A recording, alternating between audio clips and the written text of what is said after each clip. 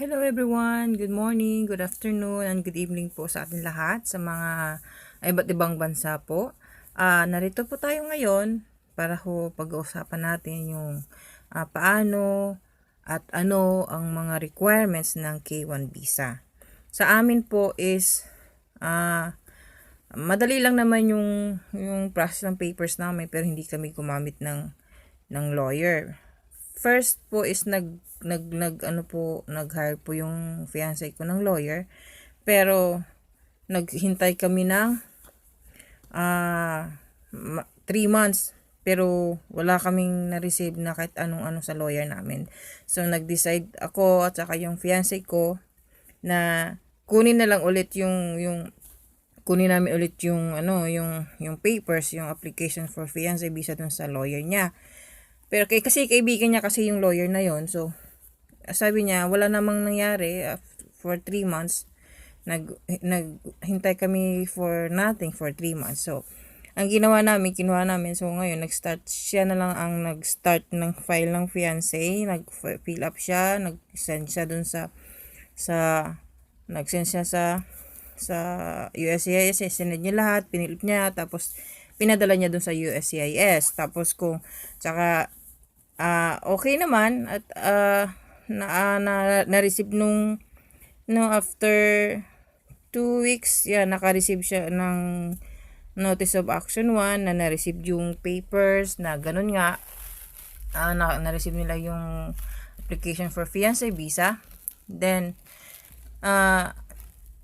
may mga requirements, siyempre, may mga requirements na ano ba ang mga requirements na kailangan?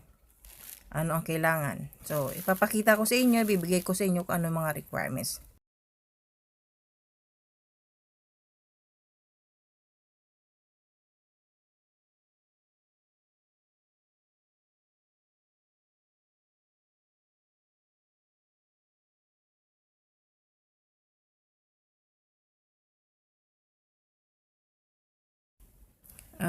Yan po, nakalagay po dyan yung requirements kung ano pong dapat kailangan. Ang requirements po sa fiancé visa. Birth certificate mo at birth certificate ng fiancé mo. Passport mo. Passport ng fiancé mo. Sinumar if single ka. Kung divorce ka naman is divorce papers or annulment papers. At saka PSA. Kailangan PSA po yung birth certificate. At saka birth certificate po ng fiancé mo. And NBI and police clearance if you work abroad. So kailangan po ng police clearance. And then income tax return, kailangan po merong signature ng fiancé. At saka pay stub.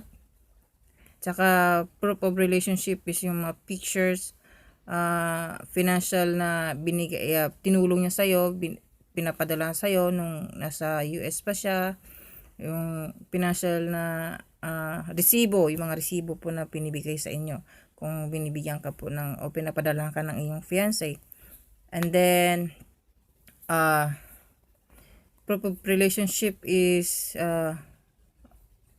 pictures together, engagement ring, yung pictures nyo na-engage kayo, kasi kailangan po yan, china-check din po yan nila, hinihingi rin po nila yan hinihingi rin po nila yan sa US Embassy during the interview day.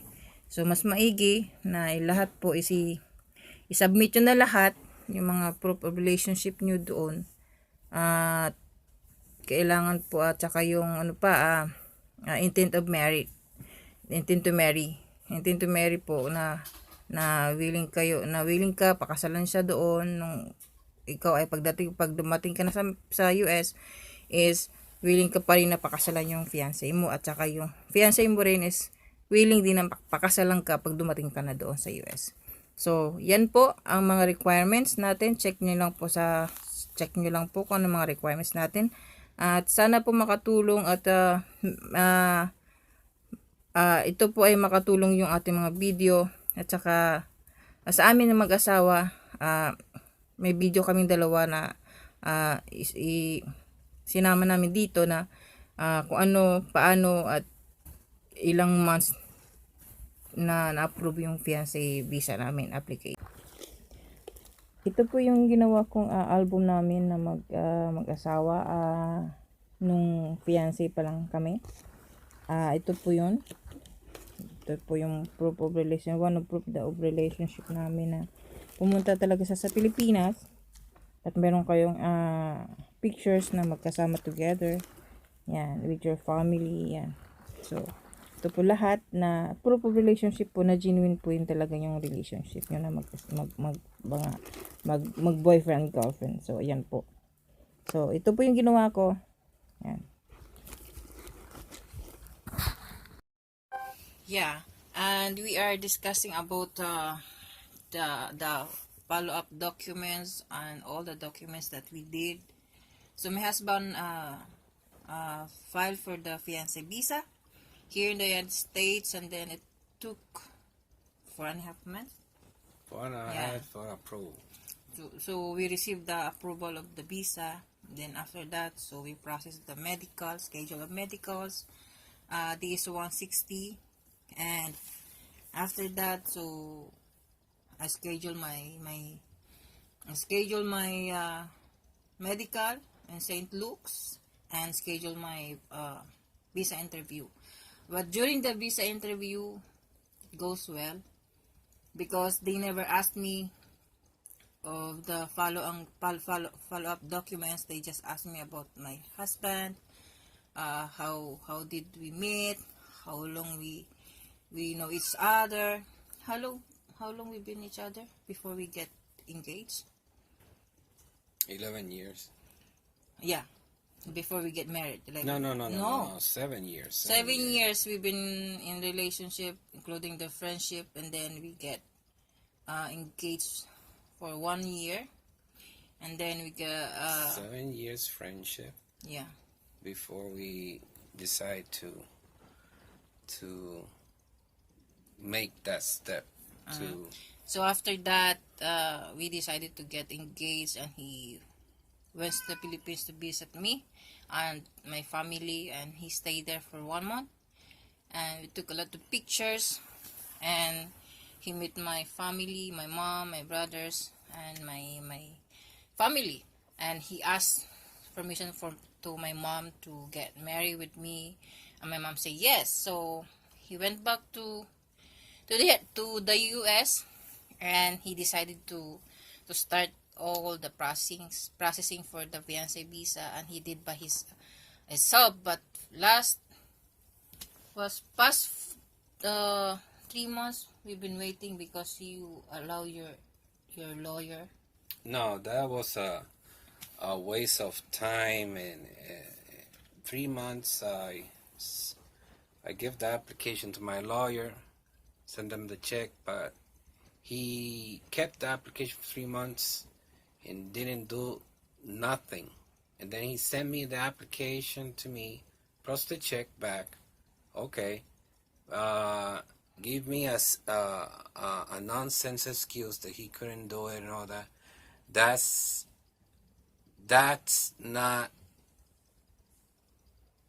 not being personally responsible in your job as a lawyer, it was useless and worthless. He made me waste 3 months of the process. But anyway, I took matters on my own hands. I did myself, no lawyers, no nothing, and just fill out the application. Take your time and fill it out. Make sure that everything is right there, and I submitted. And I was so lucky. I got approved in 4.5 months. 4.5 months. Yeah, we've been waiting for 3 months because he gave the application to his lawyer, but we've been waiting for nothing. So he decided to do it by himself. So yeah, everything goes well on the application about the fiancé visa, and yeah, we during the interview, yeah, I feel like So nervous.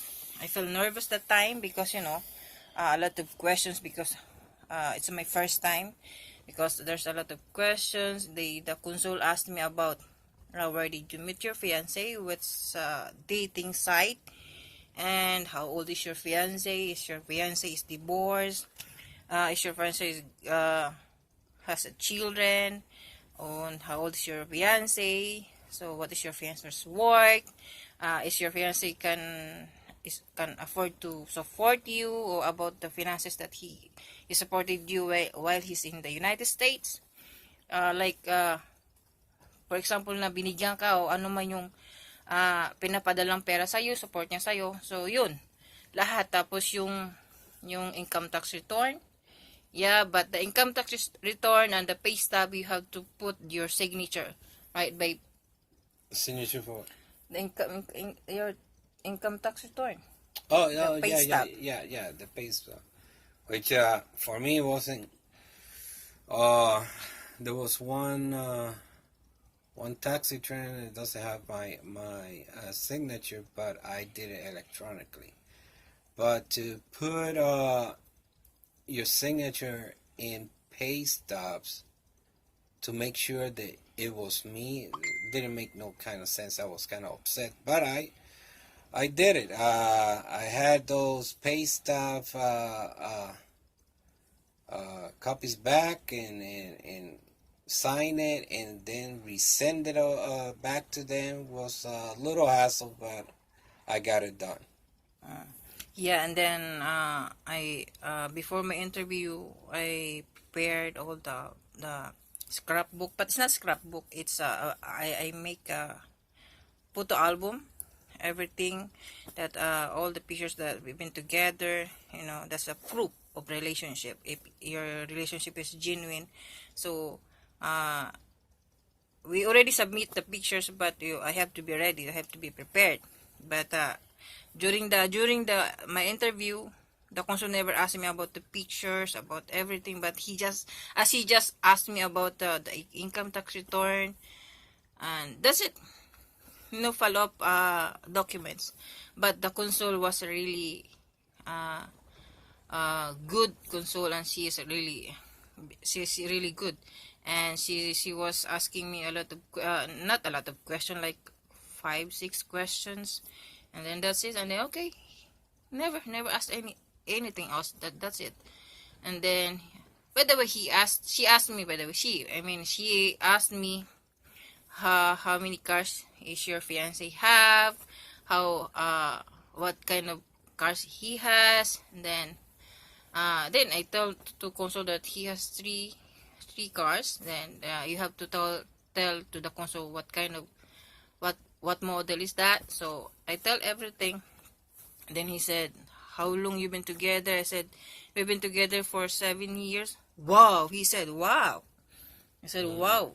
Then Yeah. that's long. That's too long. And then said, how you can stay for 7 years, waiting for 7 years for your relationship, like start friendship, then in the relationship and together. Then she said like, wow, she's amazed because we've been together for 7 years. Then after 8 years, and then 8 years we are in relationship. We got engaged. So that's it. So she said like, okay, your visa is passed. Then I was praying that Lord help me, because but God moves, and God makes moves in mysterious ways. I passed the interview.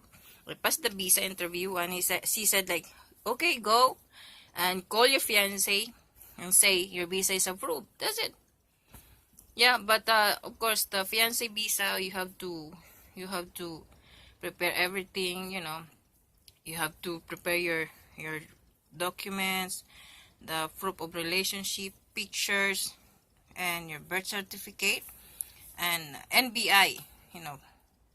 If you are ex abroad, you have to provide your police clearance, because they're going to ask that in the U.S. embassy during your visa interview. Then thanks God, I passed the interview. That's it. Easy. Only for 4.5 months. The USA's approved my application, our application for fiance. And then after that, they schedule my medical in St. Luke's, and then schedule my fiance. I mean my visa interview to Manila. So then I because all of that, uh why I know what I have to do, because my friend here in the United States, she helped me what I have to do, what I have to prepare, what I have to bring in during the during the visa interview. She's the one helping me, and she's here. She's the one telling me, you have to do this, you have to do that, you have to bring this, you have to, she helped me a lot. So that's it. And I passed the interview. We passed the visa, and then I'm here. So we are lucky. So I hope everything goes well to you also, that they are planning for the they are planning for the to apply for fiance visa. Hopefully. Okay, so that's all. If you want more information, just subscribe down below, and wag lang kayong alangan na send ng message. Makatulong sa inyo kung ano man yung mga information na kailangan for the fiance visa. Just subscribe on my channel and put like on my channel. Okay, thank you. Bye bye.